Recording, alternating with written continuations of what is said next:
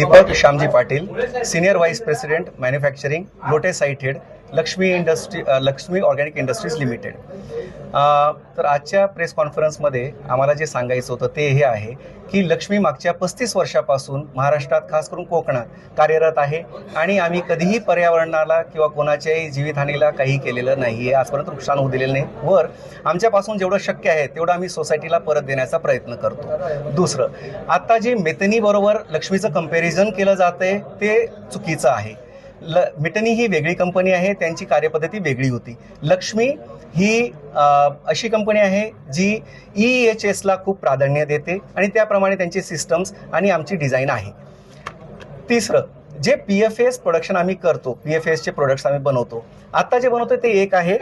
पुढे जाता आम्ही नवीन जनरेशनचे प्रोडक्ट्स बनवणार आहोत. पण त्याच्यासाठी जे कंट्रोल किंवा त्याचं जे प्रोटेक्शन आम्ही केलं पाहिजे एन्व्हायरमेंट, त्यासाठी आम्ही सगळ्या प्रिकॉशन्स घेतोय. क्लोज लूप सिस्टम्समध्ये आम्ही ऑपरेट करतो, जेणेकरून काही द्रव्य बाहेर येता कामा नये, हवेत जाता कामा नये, जमिनीत जाता कामा नये.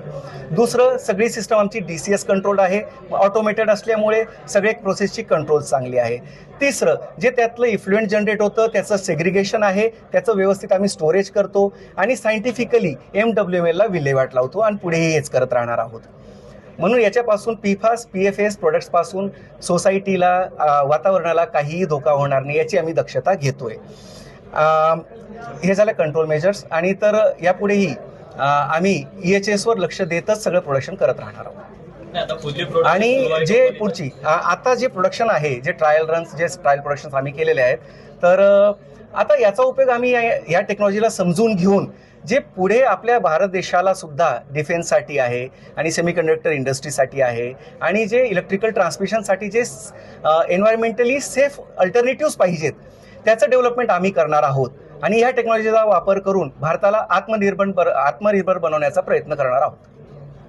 सर, जिल्हाभरातनं मोर्चा आयोजन केलेला आहे. तुम्ही जो मगाशी म्हटलात की 10 गावांमध्ये आम्ही जे काय तुमचं कार्य असेल ते चालू आहे, तर त्या संदर्भात 10 गावांनी सुद्धा प्रत्येक ग्रामपंचायतीने त्याला विरोध केलेला आहे, मोर्चामध्ये सहभागी होणार आहेत. या संदर्भात काय पहिली भूमिका आमची, जसं आम्हाला हे कळलं की सगळीकडे जी बातमी पसरते ती चुकीची आहे, त्यानंतर आम्ही सगळ्या आमच्या आजूबाजूच्या जे ग्रामपंचायत आहेत त्यांना आम्ही लेटर्स दिले आणि जे साधारण क्वेश्चन आन्सर्स असतील त्यांची उत्तरं कशी असतील, काय प्रश्न येत आहेत लोकांच्या मनात, त्यांची उत्तरं दिले.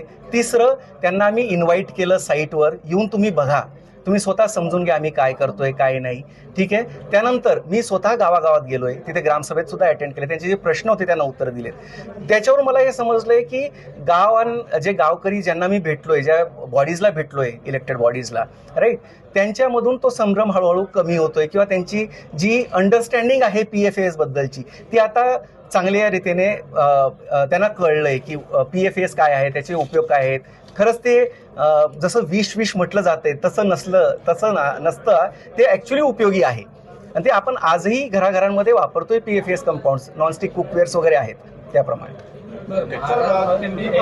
एक मिनिट, महाराष्ट्र शासनाने एक कमिटी नेमणार होते असं सांगितलं होतं पालकमंत्र्यांनी आणि त्याची चौकशी तुमच्याकडे करणार होती, नक्की कंपनी चाललंय काय, तर त्या संदर्भामध्ये तुमच्याकडे काही कमिटीची चौकशी करणारी लोक आली होती की नव्हती आली, आणि आली असतील तर त्यांनी काय बघितलं, आणि या संदर्भात जर आलेच नसतील तर कंपनीला अजिबात या गोष्टीबद्दल काही माहिती नाही आणि पालकमंत्री हे उद्योगमंत्री असल्यामुळे त्यांनी तुमच्या त्या प्रकल्पाला भेट दिली का, आणि भेट दिल्यानंतर त्यांनी तुम्हाला काय सांगितलं? जेवढ्या गव्हर्नमेंट एजन्सीज आहेत, ज्या केमिकल मॅन्युफॅक्चरिंगला ज्या परमिशन्स दिल्या जातात, MPCB आहे, डिश आहेत किंवा कलेक्टर ऑफिस म्हणा, राईट, सगळ्यांनी वेगवेगळ्या टाईमला एकत्र येऊन टीम म्हणून भरपूर भेटी दिलेल्या आहेत सगळ्यांनी, आणि सगळ्यांना त्यांनी ज्या परमिशन्स दिल्या आहेत आणि त्याच्यात ज्या अटी घातलेल्या आहेत त्या आम्ही काटेकोरपणे पालन करतो. हे सगळे चौकशी त्यांनी केली आहे, सगळ्यांचे प्रूफ आमच्याकडून घेतलेले आहेत आणि हेच जी इन्फॉर्मेशन असते तीच मग पुढे दिली जाते. तर भेटी झालेल्या आहेत आणि आम्ही सगळं काही काटेकोरपणे पालन करतोय, हे क्लिअर आहे. संबंध तुमच्या कंपनीशी जोडला जातो, त्याची वस्तुस्थिती काय आहे आणि महाराष्ट्र प्रदूषण नियंत्रण मंडळानं या संदर्भात तुम्हाला क्लीन चिट दिली आहे का? आता बघा, क्लीन चिट म्हणजे असं जे असतं MPCB तुम्हाला काय देतं, जर तुम्ही चुकले आहात तर तुम्हाला शो कॉज देणार, क्लोजर देणार, ते असतं की तुम्ही कुठेतरी काही चुकलात. तर तसं काही नाही. आम्ही सगळं काही डॉक्युमेंट्स लाईव्ह ठेवलेले आहेत, सगळे प्रश्नांची उत्तरं दिलेली आहेत, सगळ्यांचे प्रूफ आमच्याकडे आहेत. आणि इटली मी पहिले सांगितलं, मितनी बरोबर लक्ष्मीचे कंपॅरिझन करणं अगदी चुकीचं आहे. दोन कंपन्यांचा काहीही संबंध नाहीये. आपण लिलावात तिथल्या कोर्टाकडून ही कंपनी घेतलेली आहे, ॲसेट्स घेतले. थँक्यू.